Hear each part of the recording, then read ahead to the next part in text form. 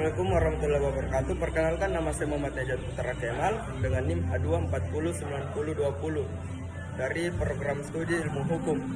Di sini saya akan membahas tentang topik yang sedang hangat dibicarakan, yaitu pro dan kontra pengesahan Undang-Undang Perampasan Aset.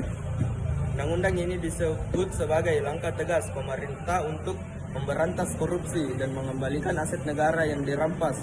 Undang Perampasan Aset disahkan oleh DPR pada tahun 2024 sebagai upaya memperkuat penegakan hukum terhadap tindak pidana korupsi, pencucian uang, dan kejahatan ekonomi lainnya. Oke, langsung saja kita masuk ke topik pembahasan, yaitu pihak pro atau yang mendukung Undang-Undang Perampasan Aset. Yang pertama, efektif memberantas korupsi. Banyaknya aset hasil korupsi sulit dikembalikan karena pelaku melarikan diri atau meninggal dunia sebelum diputus pengadilan. Undang-undang ini menjadi solusi agar aset bisa langsung disita untuk negara.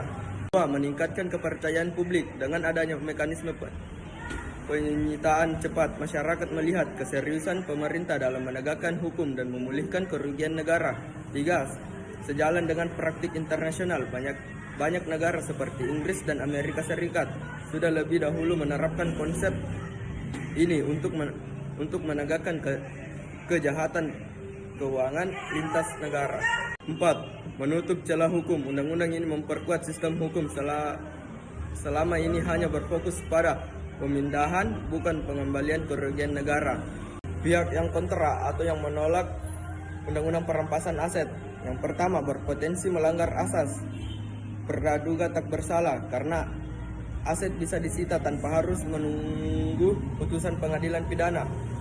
Ada kekhawatiran hak warga negara bisa terlanggar. 2. Risiko penyalahgunaan kewenangan. Jika tidak diawasi dengan ketat, aparat penegak hukum bisa menggunakan undang-undang ini untuk tujuan politik atau balas dendam. Yang 3. Kurangnya mekanisme perlindungan hukum. Banyak ahli hukum menilai perlu adanya lembaga independen atau mekanisme banding yang kuat agar penyitaan tidak sewenang-wenang. 4. Masalah transparansi atau akuntabilitas. Proses penyitaan dan pengelolaan aset hasil rampas harus diawasi agar tidak menimbulkan korupsi baru.